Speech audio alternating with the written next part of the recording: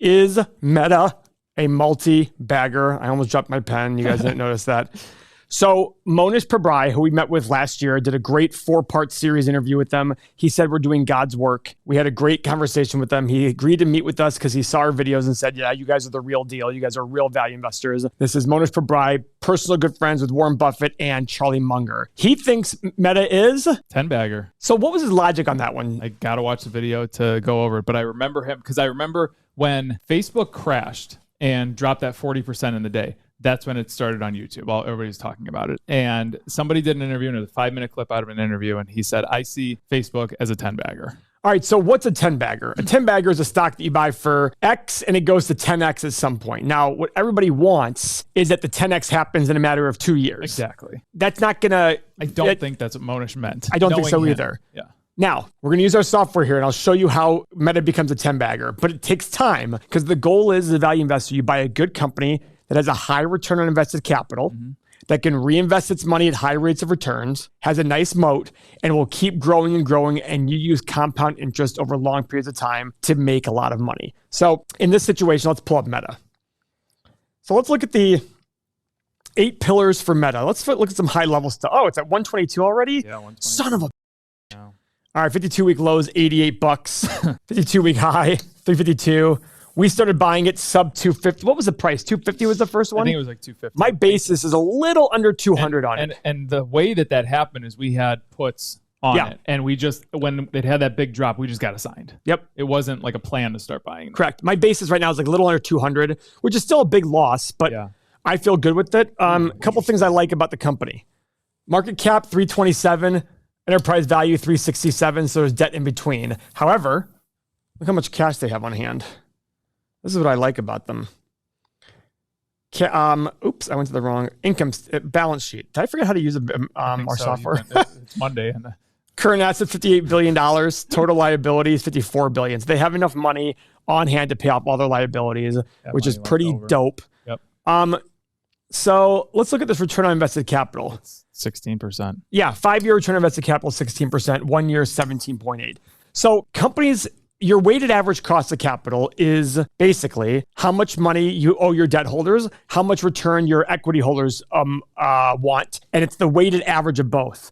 This may sound confusing, and trust me when I say I was probably more confused than you were when I first heard this. But that's why I just stuck with it and kept learning, because the more you learn, the less you fear. And confusion is a fear. That's very simple, right? So basically, you want this number to be higher than that market average, about 10% over a 1-year period. So over a long-term period of time, our metric is we want the 5-year return on invested capital greater than 9%. That's to keep it simple. That means they're able to make what's called economic profit. Get a return on their equity and debt greater than their cost of debt. Okay? If it's less than, they're borrowing, essentially, it was 100% debt. They're borrowing at 6% and making 5%. You never want a company to do that. If a company does do that, you want them to get all the money into the shareholders' hands through dividends and cheap stock repurchases as the way to drive value. Right, Mo? Yep, absolutely. So with Facebook, if it's a 10-bagger, the goal is you buy it today and it's worth at some point in the future $1,220, 10 times this, or the net balance sheet, all that stuff is 10 times more. So if you look at our stock analyzer tool, and I'll explain this before we go through it, I want to explain. We usually do 10-year analysis. I'll go to 20 years because, over long periods of time, this company's going to grow. They have 3.5 billion users in the world. Half the globe uses their platform. Yes, almost half the globe. We have 8 billion people now. What's 8 billion? We just passed 8 billion like this year, a few weeks ago, I think. Well, they better get another 500 million faster. How many people are in Africa that don't even use Facebook? That's the thing. You look across. Think about how many people don't even have a phone and internet. And what's one of the first apps they're going to get? Probably this one: WhatsApp, Instagram. Well, WhatsApp is incredible. In fact, I use WhatsApp, and it bothers me because I only use WhatsApp basically for Android people and my and foreigners. When I dated that girl in Mexico, she had an iPhone and we still use WhatsApp. Like my uncle that lives in Egypt, we're on WhatsApp. Oh, are you? Yeah, even though he has an iPhone. Yeah, it's incredible. Actually, I think WhatsApp is a way better texting tool than iMessage. People that I met in London, they all have iPhones. Yeah. And they're all using Everybody WhatsApp. outside the US uses WhatsApp. Crazy. But there you go. Exactly. It's really good. Yeah. And I do think Facebook has this moat of Instagram, Facebook. Oculus, by the way, looks sweet as hell. It's awesome. I can't wait to be playing football games with Oculus. That commercial? So I'm thinking about downloading that game. Are you? Yeah, you're going to get injured on the Oculus.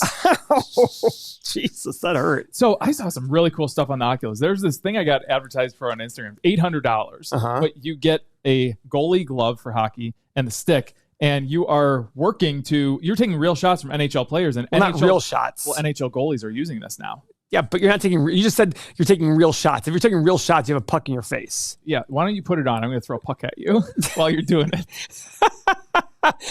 That's a prank. But then tennis, they have the tennis one too. Yeah, tennis that would be one's awesome. legit though. It's not like some like Wii game. It's for real. See, I by the way, I don't know how good it is, but the point is, it's awesome. I see how this over the next. Just imagine how much better our phones are than they were 15 years ago. I mean, but think if NHL teams and MLB teams are using it, it's probably pretty damn good. Yeah, Yeah. So, anyways, let's go back here and look at the 8 pillars for. Oh, look at that, 8 pillars. All right, a low 5-year PE, a low 5-year price of free cash flow. Buying back shares. One thing I don't really care for is what? The buying back shares. Well, they are cheap now. They're cheap now, but that's not when... I know. They've been buying back when they're expensive. And this is a major problem that companies do. And somebody asked me in our community recently. Yeah, to be honest with you, I don't really care. They said, Paul, isn't it like dollar cost averaging? How much was it? Where are we? It was $2.9 billion in 2017 and then 2.81. And then now they just did a big share buyback. Oh. So it's not...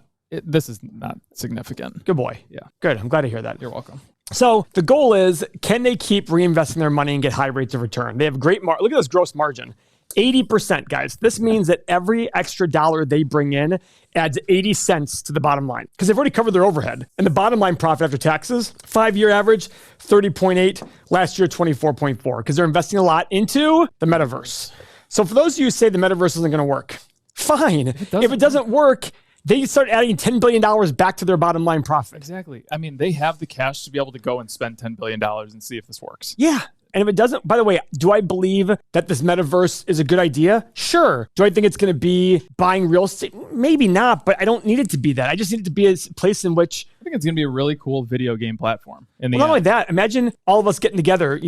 Zoom meeting. I think businesses are going to start using this. Yeah. I mean, I would love to be able to not be here and basically be in a room with you guys. Yeah, that'd be awesome. It'd be kind of cool. Yeah. So I think it's going to have a lot of applications. So let's go look at analyst estimates. Now, guys, they're expected to make $10 this year, and it's expected to grow to about 60% growth over the next 4 years, 5 years, 1, 2, 3, 4 years, to $16 a share. And revenue expected to grow not very high. Looks like it's been adjusted quite a bit, but they are expected to grow their revenue by, $30 billion over the next 4 years on 120, so 25% growth. Again, not big growth, but that's why you want margin of safety, right, Mo? Yep. You want margin of safety. That way, you don't sit there and make amazing assumptions based on growth potential that doesn't actually end up happening, right? That is the key to investing successfully. Give yourself ample margin of safety. So let's see how we make this a big-time moneymaker over the next 20 years. Let's go 20 years just for fun. Okay. Now, we're going to put our revenue growth assumptions in. Now, remember, guys, 20 years, it's hard for companies to grow 10 to 20% a year for 20 plus years, all right? Is it possible? Yeah, it's happened. Look at Microsoft, look at Apple. They've done that the last 15, 20 years. But again, it's probably not going to be very likely for a company like Apple or Microsoft for the future. Right. So our goal here is to make conservative assumptions, low, middle, and high, and see where we end up at. So Mo, let's you and I both go through and start doing this. Okay, I'm doing my assumptions, having a good time, loving my assumptions every single time. Boom, boom, boom, boom. I'm going to change something. I'm going to change that. I got my assumptions done. Okay. Let's see here.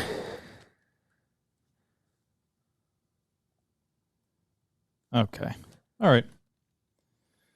So, ready? Do you know what a 10-bagger is over 20 years? 9.6% return a year. Sorry, 12.6% return a year. Okay. So that's what I think, that's the thing. If you just make 12.5% of your return a year, you're going to make 10-bagger in 20 years. So here's our numbers. If you basically won on the low side versus the high side, boom. He's, according to him then, just saying you're a 10-bagger, according to our numbers, he's right. Because if I pay 133 today, I'm basically going to get 12% return over a 20-year period is about a 10-bagger. I'm 112 to 189. So I'm 133 to 215. Do you want to go over the numbers real quick? Yeah. So I did 369% revenue growth. 258. Okay. See, I look at it going, Mo, you think Facebook's only going to go 2% a year? Like, I think this is egregiously, well, I don't, but it's 20 years. Okay. And I don't know.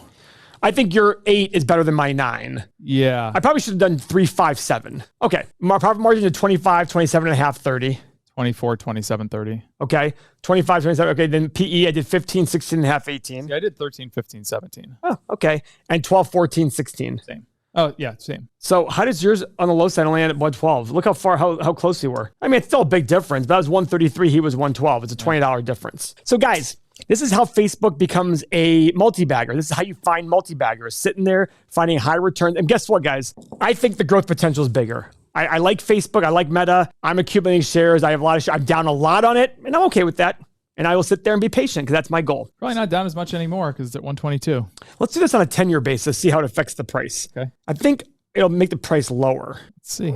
Oh, no, higher. Higher. 119 for me to 200. Mine's 142 to 222. There you go. All right, guys. So thank you very much for watching the video. A special running right now. If you like our software, if you love the 1,000 in the community, you have a risk-free guarantee. Sign up for a month. After 30 days, if you don't like it, email help@everythingmoney.com, and we will refund you. No questions asked. Thank you very much for your time.